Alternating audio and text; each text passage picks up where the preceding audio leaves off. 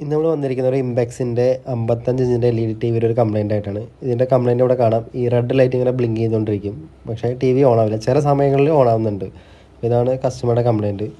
അപ്പോൾ നമ്മൾ ഇതിന് പ്രസ് ചെയ്യുമ്പോഴൊന്നും യാതൊരു മാറ്റവും ഇല്ല. ആ റെഡ് ലൈറ്റ് ഇങ്ങനെ ബ്ലിങ്ക് ചെയ്തുകൊണ്ടിരിക്കുകയാണ്. അപ്പോൾ എന്താണെന്നുള്ളത് കംപ്ലയിൻറ്റ് നോക്കാം. അതിനുള്ള സൊല്യൂഷൻ എന്താണെന്ന് നമുക്ക് വീഡിയോയിലൂടെ നോക്കാം. വീഡിയോ ആദ്യമായിട്ട് കാണുകയാണെങ്കിൽ ചാനൽ സബ്സ്ക്രൈബ് ചെയ്യാനും അതുപോലെ വീഡിയോസ് ലൈക്ക് ചെയ്യാനും മറക്കരുത്. അതുപോലെ തന്നെ എന്തെങ്കിലും ടി വി റിലേറ്റഡുള്ള കംപ്ലയിൻറ്റുകൾ ഉണ്ടെങ്കിൽ നിങ്ങൾക്ക് ഈ നമ്പറിൽ ധൈര്യമായിട്ട് കോൺടാക്ട് ചെയ്യാം. നമ്മുടെ ലൊക്കേഷൻ വല്ല കൊച്ചിയിലെ കടവന്ത്രയാണ്. ഈ ഒരു പ്രശ്നം പരിഹരിക്കുന്നതിനൊപ്പം തന്നെ നമ്മൾ ഒന്ന് രണ്ട് കാര്യം കൂടെ പറയുന്നുണ്ട്. നമ്മുടെ ടി വികളിലെ ലൈഫ് എങ്ങനെ ഇമ്പ്രൂവ് ചെയ്യാം, അതുപോലെ കംപ്ലയിൻറ്റ് വരാതിരിക്കാൻ നമുക്ക് എന്തൊക്കെ ചെയ്യാമെന്നും കൂടെ കാര്യങ്ങളും കൂടെ വീഡിയോയിൽ ഉൾപ്പെടുത്തിയിട്ടുണ്ട്. അപ്പോൾ വീഡിയോ സ്കിപ്പ് ചെയ്യാതെ കാണുന്നവർക്ക് ഒന്നുകൂടെ യൂസ്ഫുള്ളായിരിക്കും. അപ്പോൾ നമുക്ക് വീഡിയോയിലോട്ട് കിടക്കാം. ഇവിടെ നമ്മൾ ആദ്യം അതിൻ്റെ ബാക്ക് കവർ റിമൂവ് ചെയ്യുകയാണ്. ഇതൊരു ഏകദേശം ഒരു 4 വർഷത്തോളം ആയിട്ടുണ്ട് ഈ ഒരു ടി വി യൂസ് ചെയ്യാൻ തുടങ്ങിയിട്ട്. ഇതിന് മുമ്പ് എന്തോ കംപ്ലയിൻ്റ് ആയിട്ട് റിപ്പയർ ചെയ്തിട്ടുണ്ടെന്നാണ് പറഞ്ഞത്. അപ്പോൾ എന്താ നമുക്കൊന്ന് അഴിച്ച് നോക്കാം. ഇതിൻ്റെ ബോർഡിൻ്റെ കണ്ടീഷൻ എന്താണ്, എന്തുകൊണ്ടാണ് ഓൺ ആവാത്തതെന്ന് ജസ്റ്റ് ഒന്ന് ചെക്ക് ചെയ്ത് നോക്കാം. നമ്മളതിൻ്റെ ബാക്ക് കവർ റിമൂവ് ചെയ്ത് മാറ്റി. അപ്പോൾ ഇതിനകത്ത് കാണാൻ കഴിയുന്ന board combo P C B ആണ്. അതായത് പവർ സപ്ലൈയും മദർ ബോർഡും ഒരുമിച്ച് വരുന്ന കോംബോ പി സി ബി ആണ് ഇതിനകത്ത് യൂസ് ചെയ്തിട്ടുള്ളത്. നമ്മൾ പ്രൈമറി ഇൻസ്പെക്ട് ചെയ്യുമ്പോൾ തന്നെ അതിനകത്ത് ഒന്ന് രണ്ട് കാര്യങ്ങൾ കണ്ടു. അതായത് കപ്പാസിറ്റേഴ്സ്, കുറച്ചധികം കപ്പാസിറ്റേഴ്സ് അതിൻ്റെ ക്യാപ്പുകളൊക്കെ ഇളകി വന്നിട്ടുണ്ട്. അതായത് അത് ഇങ്ങനെ ബൾജായി വന്നിട്ടുണ്ട്. അപ്പോൾ ഇവിടെ ഫിൽട്രേഷൻ കറക്റ്റായിട്ട് നടക്കാത്തതുകൊണ്ടാണ് ടി വി ഓൺ ആവാത്തത് നമുക്ക് ഏകദേശം ഒരു ഐഡിയ കിട്ടി. അതുപോലെ തന്നെ തൊട്ടപ്പുറത്തുള്ള കപ്പാസിറ്ററും രണ്ടെണ്ണം ഇതുപോലെ ബൾജായിട്ടുണ്ട്. അപ്പോൾ നമുക്ക് ആദ്യം തന്നെ ചെയ്യേണ്ടത് ഇതുപോലെ ബൾജായിട്ടുള്ള കപ്പാസിറ്റേഴ്സ് എല്ലാം തന്നെ ഒന്ന് റീപ്ലേസ് ചെയ്യാം. കാരണം ഇതിനകത്ത് നിങ്ങൾക്കിവിടെ കാണാം, അതെല്ലാം അതിൻ്റെ ക്യാപ്പ് ഊരി വന്നിട്ടുണ്ട്. 10 വോൾട്ട് 470 MFDയുടെ 3 കപ്പാസിറ്ററും അതുപോലെ 25 വോൾട്ട് 470യുടെ 2 കപ്പാസിറ്ററാണ് ഇവിടെ ബൾജായിട്ടുള്ളത്. അപ്പോൾ അവിടെ പോയതെല്ലാം തന്നെ നമ്മൾ റീപ്ലേസ് ചെയ്യുന്നുണ്ട്. അപ്പോൾ ഒരു 10 MFD 470 MFൻ്റെ പകരം നമ്മൾ ഇവിടെ യൂസ് ചെയ്യുന്നത് 16 വോൾട്ടിൻ്റെ 470 MFD ഉള്ള കപ്പാസിറ്റേഴ്സാണ്. അപ്പോൾ വോൾട്ടേജ് കുറച്ച് കൂടിയുകൊണ്ട് പ്രശ്നമില്ല. അപ്പോൾ നമുക്ക് അവൈലബിൾ ആയിട്ടുള്ള അത് മാത്രമല്ല, അതുകൊണ്ടാണ് നമ്മളത് റീപ്ലേസ് ചെയ്യുന്നത്. അത് ചെയ്യുന്നതുകൊണ്ട് കുഴപ്പമില്ല.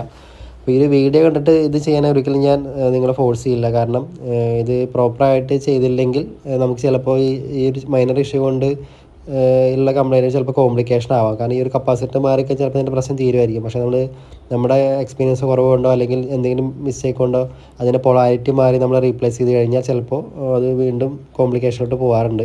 അപ്പോൾ ഈ വീഡിയോ കൊണ്ട് നമ്മൾ ഉദ്ദേശിക്കുന്നത് എന്തുകൊണ്ടാണ് ഇത്തരത്തിൽ കപ്പാസിറ്റേഴ്സ് ബൾജ് വരുന്നത് അല്ലെങ്കിൽ കംപ്ലയിൻറ്റ് വരുന്നത്, അപ്പോൾ അതിനുള്ള സൊല്യൂഷൻ എന്തൊക്കെയാണ്, അല്ലെങ്കിൽ കംപ്ലയിൻറ്റ് വരാതിരിക്കാൻ നമുക്ക് എന്തൊക്കെ ഒരു പ്രിക്കോഷൻസ് എടുക്കാം എന്നാണ്. അപ്പോൾ അതെല്ലാം ശരിയായിക്കോന്നില്ല. ഒരു പരിധി വരെ നമുക്ക് ടി വിയുടെ ലൈഫും അതുപോലെ കംപ്ലയിൻസും കുറച്ച് കുറയ്ക്കാൻ പറ്റും. അല്ലാതെ എൻ്റെ ഈ വീഡിയോ കൊണ്ട് നമുക്ക് എല്ലാ ടി വിയും കുറേ നാൾ ഉപയോഗിക്കാം അല്ലെങ്കിൽ കുറേ വർഷം കിട്ടുന്നതല്ല. നമുക്ക് അതിനകത്ത് എന്തൊക്കെ പ്രിക്കോഷൻസ് എടുക്കാമെന്നാണ് ഞാൻ എൻ്റെ ഒരു എക്സ്പീരിയൻസ് വെച്ച് ഇവിടെ ഷെയർ ചെയ്യുന്നത്. അപ്പോൾ നമുക്ക് ഒന്ന് രണ്ട് കാര്യങ്ങൾ മെയിനായിട്ട് പറഞ്ഞു പോകാം. അതായത് ടി വി ലൈഫ് കൂടാൻ എന്തൊക്കെയാണ് ചെയ്യുന്നത്. അപ്പോൾ അതിനാദ്യം തന്നെ വേണ്ടത് നല്ലൊരു ടി വിയാണ്. അപ്പോൾ നിങ്ങൾ വിചാരിക്കുന്നത് എങ്ങനെ പറയണേ, അപ്പോൾ ടി വി ലൈഫ് കൂടാനല്ല നമ്മൾ ടി വി ഈ വീഡിയോ കാണുന്നത്. അപ്പോൾ പിന്നെ ആദ്യം തന്നെ നല്ല ടി വി വാങ്ങുന്ന കാര്യം എന്തുകൊണ്ട് പറയുന്നത് പലർക്കും തോന്നാം. അപ്പോൾ നമ്മൾ അടിത്തറ ഇല്ലാതെ നമ്മൾ വീട് മേലോട്ട് കെട്ടില്ല. അപ്പോൾ അതേപോലെ തന്നെ ബേസിക്കായിട്ട് വേണം നല്ലൊരു ടി വിയാണ്. അതായത് നല്ല ഡിസ്പ്ലേ ഉള്ള അത്യാവശ്യം ക്വാളിറ്റിയിലൊരു ടി വി തന്നെയാണ്. അപ്പോൾ അങ്ങനെ നമ്മൾ അത്യാവശ്യം നമുക്ക് അഫോർഡബിൾ ആയിട്ട് റേറ്റിൽ കുറച്ച് ക്വാളിറ്റിയിലെ ടി വി വാങ്ങിയതിന് ശേഷം അതിനെ എങ്ങനെ നമുക്ക് അതിനുള്ള ലൈഫ് കുറച്ച് ഇമ്പ്രൂവ് ചെയ്യുക, അല്ലെങ്കിൽ അത് കംപ്ലയിൻറ്റ് വരാതെ എങ്ങനെയൊക്കെ നോക്കാമെന്നാണ് വീഡിയോയിൽ പറയുന്നത്. അപ്പോൾ നമുക്ക് ആദ്യം തന്നെ പറയാം, നമ്മൾ വീഡിയോസ് കാണുന്നവർക്ക് മനസ്സിലാവും നമ്മൾ കൂടുതലും പ്രിഫർ ചെയ്യാനുള്ള ഡിസ്പ്ലേ A+ ഗ്രേഡ് ഡിസ്പ്ലേ BOയുടെ ബ്രാൻഡിൻ്റെയാണ്. അതുപോലെ LGയുടെ ഡിസ്പ്ലേകളുള്ള ടി വികൾ പ്രിഫർ ചെയ്യാൻ അപ്പോൾ വാങ്ങുമ്പോൾ എപ്പോഴും നമ്മൾ ഡിസ്പ്ലേ നല്ല ക്വാളിറ്റി ഉള്ളതാണെങ്കിൽ ടി വിയുടെ ലൈഫ് കുറച്ചുകൂടി ഇമ്പ്രൂവ് ആയിരിക്കും. അപ്പോൾ അത് ഒരുപാട് ടൈപ്പ് ഡിസ്പ്ലേകൾ ഇപ്പോൾ അവൈലബിൾ ആണ്. വില കുറഞ്ഞിട്ട് ഒരുപാട് ടി വികൾ കിട്ടാനുണ്ട്. അപ്പോൾ ഒരുപാട് ചീപ്പായിട്ട് എടുക്കരുതെന്ന് ഒരുപാട് നല്ല ടി വികൾ, വില കൂടിയ ടി വികൾ നല്ല ഡിസ്പ്ലേ ആണെന്നും പറയുന്നില്ല. അപ്പോൾ നമ്മൾ ഡിസ്പ്ലേ ചെക്ക് ചെയ്തതിന് ശേഷം മാത്രം ഒരു ടി വി വാങ്ങിക്കുക. അതിൽ ഏത് ടൈപ്പ് ഡിസ്പ്ലേ എന്ന് നമുക്കൊരു ധാരണ വരുത്തിയതിന് ശേഷം മാത്രം ടി വി പർച്ചേസ് ചെയ്യുക. അത് നമ്മുടെ ബഡ്ജറ്റ് ഉൾക്കൊള്ളുന്ന ടി വി തന്നെ പർച്ചേസ് ചെയ്യുക. അപ്പോൾ ഡിസ്പ്ലേ നല്ലതാണെങ്കിൽ നമുക്ക് ആ ടി വിയിൽ അത്യാവശ്യം ലൈഫ് കിട്ടും. അപ്പോൾ ഡിസ്പ്ലേ ആണ് നമ്മൾ ആദ്യം കംപ്ലയിൻ്റ് ആയിട്ട് മാറുന്നെങ്കിൽ ടി വിയുടെ ഹാഫ് എമ്മിൽ കൂടുതൽ, അതായത് അതിന് 60% വില വരുന്ന ഡിസ്പ്ലേക്കാണ്. അപ്പോൾ അത് നമ്മൾ വലിയൊരു എമൗണ്ട് കൊടുത്ത് തന്നെ 1-2 വർഷം കൊണ്ട് കംപ്ലയിൻ്റ് ആയി അത് സ്പെൻഡ് ചെയ്യേണ്ടി വരും. അപ്പോൾ അത് വലിയൊരു ലോസിലോട്ട് പോകും. അപ്പോൾ അത് ആദ്യം ശ്രദ്ധിക്കുന്നത് നമുക്ക് അത്യാവശ്യം ക്വാളിറ്റിയുള്ള ഡിസ്പ്ലേ ടി വിയാണ്. അപ്പോൾ അതിന് ശേഷമാണ് നമ്മൾ ബാക്കിയുള്ള ഈ ബോർഡുകളാണെങ്കിൽ അതിൻ്റെ ലൈഫിൽ ഇമ്പ്രൂവ്മെൻറ്റ് ചെയ്യാനുള്ള കാര്യങ്ങളാണ് ശ്രദ്ധിക്കേണ്ടത്. ഇവിടെ നമ്മൾ അതിൻ്റെ കപ്പാസിറ്റീസ് എല്ലാം തന്നെ മാറുന്നുണ്ട്. അപ്പോൾ നിങ്ങളുടെ വീഡിയോയിൽ കാണാം, നമ്മൾ അതിൻ്റെ ഓരോന്ന് സ്റ്റെപ്പ് ബൈ സ്റ്റെപ്പ് ആയിട്ടാണ് മാറുന്നത്. അപ്പോൾ അത് ഓരോ കാര്യങ്ങൾ ചെയ്യുമ്പോൾ വളരെ കെയർഫുള്ളായിട്ടാണ് ചെയ്യുന്നത്. കാരണം മറ്റുള്ള കമ്പോണൻസിന് ഡാമേജ് വരുത്താതെയാണ് ചെയ്യുന്നത്. പിന്നെ പലർക്കുള്ളൊരു സംശയമാണ്, സ്റ്റെബിലൈസർ യൂസ് ചെയ്യണോ വേണോ, അല്ലെങ്കിൽ അത് ഉപയോഗിക്കാതിരുന്ന എന്തെങ്കിലും ടി വിക്ക് കംപ്ലയിൻ്റ് ഉണ്ടോ. അപ്പോൾ പല ടി വികളിലും ഞാൻ കണ്ടിട്ടുള്ളതിൽ മിക്ക ടി വികളിലും ഇപ്പോൾ ഡിസ്പ്ലേ കംപ്ലയിൻ്റ് ആണെങ്കിലും ബോർഡ് കംപ്ലയിൻ്റ് എല്ലാത്തിനും സ്റ്റെബിലൈസർ ഉണ്ട്. അപ്പോൾ എൻ്റെ ഒരു പേഴ്സണൽ ഒപ്പീനിയനാണ്. ഇപ്പോൾ ഇത് ശരിയാണെന്നോ അല്ലെങ്കിൽ 100% ശരിയാണെന്ന് ഞാൻ പറയുന്നില്ല. എനിക്ക് എൻ്റെ എക്സ്പീരിയൻസിലും എൻ്റെ അറിവ് വെച്ചിട്ട് ഞാൻ പറയുന്നത് സ്റ്റെബിലൈസറിനേക്കാളും കുറച്ചുകൂടെ നല്ലത് UPS ആണ്.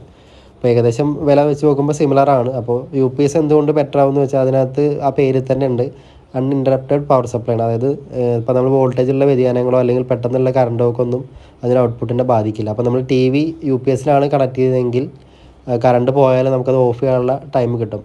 അപ്പോൾ എന്തുകൊണ്ട് നമ്മൾ UPS ഇപ്പോഴത്തെ TVകൾ യൂസ് ചെയ്യണം? ഇപ്പോൾ വരുന്ന TVകൾ നിങ്ങൾക്കറിയാം എല്ലാം തന്നെ പ്രോസസ്സിങ്, അതായത് അതിൻ്റെ പ്രോസസ്സ് എല്ലാം മാറി പുതിയ ഫീച്ചേഴ്സൊക്കെ ഇൻക്ലൂഡ് ആയിട്ടാണ് വരുന്നത്. AI ഫീച്ചേഴ്സ് ഉണ്ട്. അപ്പോൾ അത് തന്നെ നമുക്കറിയാം നോർമലി ഉള്ള TVനേക്കാളും പ്രോഗ്രാം എല്ലാം കൂടുതലാണ്. അപ്പം അത്തരം കൂടുതലായി വരുന്ന സമയത്ത് നമ്മൾ പെട്ടെന്നുള്ള ഈ അപ്ഡേഷൻ നടക്കുന്ന സമയത്തുള്ള പവർ ഫെയിലിയർ അല്ലെങ്കിൽ എന്തെങ്കിലും വോൾട്ടേജിലെ ഫ്ലക്ച്വേഷൻ കൊണ്ട് TV ഓഫായി കഴിഞ്ഞാൽ ചിലപ്പോൾ മദർ ബോർഡിൽ ആ സോഫ്റ്റ്വെയർ എററായി പോവുക അല്ലെങ്കിൽ CPU ഡാമേജ് ആക്കാൻ വരെ സാധ്യതയുണ്ട്. അപ്പോൾ അത് ഒരു പരിധി വരെ നമുക്ക് UPS ഉപയോഗിച്ചുകൊണ്ട് സോൾവ് ചെയ്യാൻ പറ്റും. അതുപോലെ തന്നെ ഡിസ്പ്ലേയിൽ വരുന്ന കംപ്ലൈൻറ്റുകൾ നമുക്ക് UPS ഉണ്ടെങ്കിലും ഇല്ലെങ്കിലും അത് വരാറുണ്ട്. അപ്പോൾ ഇവിടെ ഇപ്പോൾ നമ്മൾ പറഞ്ഞു ആദ്യം വേണ്ടത് നല്ലൊരു TV ആണ്. അതായത് നമ്മുടെ ബഡ്ജറ്റിൽ ഒതുങ്ങിയിട്ടുള്ള ഡിസ്പ്ലേ നല്ലതായിട്ടുള്ള അല്ലെങ്കിൽ കുറച്ച് പാർട്സൊക്കെ അത്യാവശ്യം കുഴപ്പമില്ലാത്തൊരു TV ആണ് നമുക്ക് ആദ്യം വേണ്ടത്. അതിനുശേഷം നമുക്കിത് നിർബന്ധമല്ല, അല്ലെങ്കിൽ സ്റ്റെബിലൈസറിനേക്കാൾ എന്തുകൊണ്ട് നല്ല UPS ആണ്. അപ്പോൾ അത് നിങ്ങളുടെ ചോയ്സാണ്. നിങ്ങൾക്ക് സ്റ്റെബിലൈസർ വാങ്ങാൻ ഒരു ബഡ്ജറ്റ് ഉണ്ടെങ്കിൽ ആ പൈസ കുറച്ചുകൂടെ ഉണ്ടെങ്കിൽ ഒരു UPS വാങ്ങിക്കുന്നതാണ് എന്തുകൊണ്ടും ബെറ്റർ.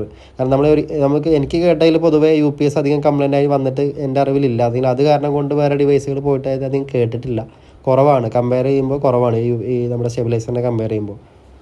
അപ്പോൾ ഈ രണ്ട് കാര്യങ്ങളൊന്ന് ഓർത്ത് വെക്കുക. അപ്പോൾ സ്റ്റെബിലൈസർ ഉള്ളത് കൊണ്ട് ഒരിക്കലും TV പ്രൊട്ടക്റ്റഡ് ആയെന്ന് നമുക്ക് കംപ്ലീറ്റ് പറയാൻ പറ്റില്ല. കാരണം സ്റ്റെബിലൈസർ വരെ പോയിട്ടുള്ള കമ്പനികൾ നമ്മൾ കണ്ടിട്ടുണ്ട്. അതായത് ഇടിമിന്നൽ വരുമ്പോഴോ അല്ലെങ്കിൽ ഷോർട്ട് സർക്യൂട്ട് കാരണം സ്റ്റെബിലൈസറും TVയും പോയിട്ട് കണ്ടിട്ടുണ്ട്.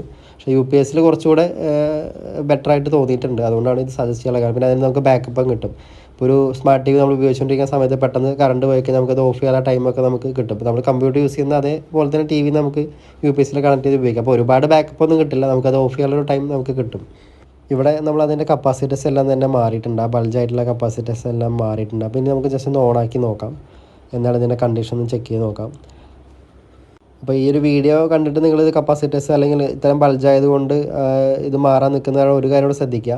കപ്പാസിറ്റർ ബൾജായതുകൊണ്ട് മാത്രം ഈ ഒരു കംപ്ലയിൻറ്റ് വരണമെന്നില്ല. മറ്റുള്ള CPU കംപ്ലയിൻ്റ് ആണെങ്കിൽ വരാം, അല്ലെങ്കിൽ വോൾട്ടേജുകൾ എവിടെയെങ്കിലും മിസ്സിങ് ആയിട്ടുണ്ടെങ്കിൽ വരാം, ട്രാക്കുകൾ ബേണായി പോയിട്ടുണ്ടെങ്കിൽ വരാം, എന്തെങ്കിലും ഇൻസെക്റ്റ് ഇരുന്നിട്ട് ആ സർക്യൂട്ട് ഷോർട്ടായിട്ടൊക്കെ വരാം, എന്തെങ്കിലും ICകൾ ഡാമേജ് ആണെങ്കിൽ വരാം, മോസ്ഫെറ്റ് ഷോർട്ടാണെങ്കിൽ വരാം, ഒരുപാട് കാരണങ്ങളുണ്ട്. അപ്പോൾ ഇവിടെ നമ്മൾ കണ്ടത് ഈ ഒരു കപ്പാസിറ്റർ ബൾജാണ് ആദ്യം കണ്ടത്. അപ്പോൾ അത് നമ്മളൊന്ന് റീപ്ലേസ് ചെയ്ത് നോക്കി ചെയ്തതിന് ശേഷം നമ്മൾ ഓണാക്കിയപ്പോൾ TV ഓൺ ആയിട്ടുണ്ട്. അപ്പോൾ നിങ്ങൾക്ക് അവിടെ കാണാം അതിൻ്റെ ലോഗോയും ആ ഒരു ഹോം സ്ക്രീനൊക്കെ വന്നിട്ടുണ്ട്.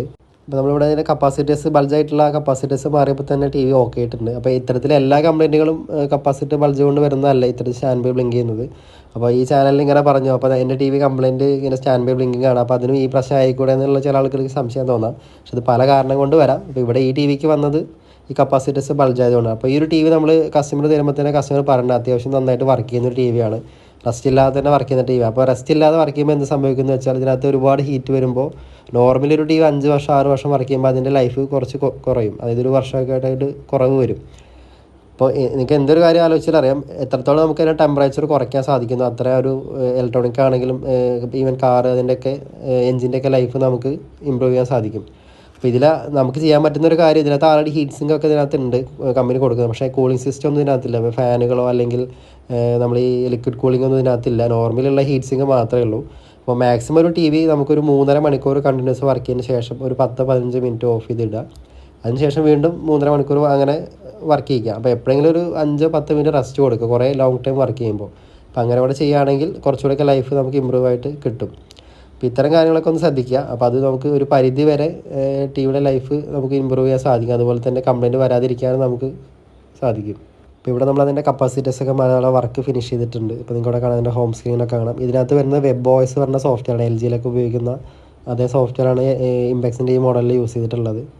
അതുപോലെ തന്നെ ഡിസ്പ്ലേ നല്ല ഡിസ്പ്ലേ തന്നെ ചൂസ് ചെയ്യാൻ നമ്മൾ ആൾറെഡി പറഞ്ഞിട്ടുണ്ട്. നമ്മുടെ വീഡിയോ സ്ഥിരം കാണുന്നവർക്ക് മനസ്സിലാവും. നമ്മൾ എപ്പോഴും സജസ്റ്റ് ചെയ്യാറ് ഹാർഡ് പാനലാണ്, അതായത് A+ ഗ്രേഡ് ഡിസ്പ്ലേകളാണ് സജസ്റ്റ് ചെയ്യാറ്. അത്തരം ഡിസ്പ്ലേകൾക്ക് നോർമൽ ഡിസ്പ്ലേകൾ ലൈഫ് കൂടുതലായിട്ടും അതുപോലെ പിക്ചർ ക്വാളിറ്റി ഇമ്പ്രൂവ് ആയിട്ട് നമ്മൾ കാണാറുണ്ട്. അപ്പോൾ അതുകൊണ്ടാണ് അത് സജസ്റ്റ് ചെയ്യാൻ കാരണം. വീഡിയോ നിങ്ങൾക്ക് യൂസ്ഫുള്ളായി തോന്നുകയാണെങ്കിൽ ചാനൽ സബ്സ്ക്രൈബ് ചെയ്യാനും അതുപോലെ വീഡിയോസ് ലൈക്ക് ചെയ്യാനും മറക്കരുത്. അതുപോലെ എന്തെങ്കിലും സർവീസ് റിലേറ്റഡ് ഇഷ്യൂ ഉണ്ടെങ്കിൽ നിങ്ങൾക്ക് ഈ നമ്പറിൽ കോൺടാക്ട് ചെയ്യാം. കൊച്ചിയിൽ എല്ലായിടത്തും നമ്മുടെ സർവീസ് അവൈലബിൾ ആണ്. അപ്പോൾ അടുത്തൊരു യൂസ്ഫുൾ വീഡിയോ ആയിട്ട് നമുക്ക് വീണ്ടും കാണാം.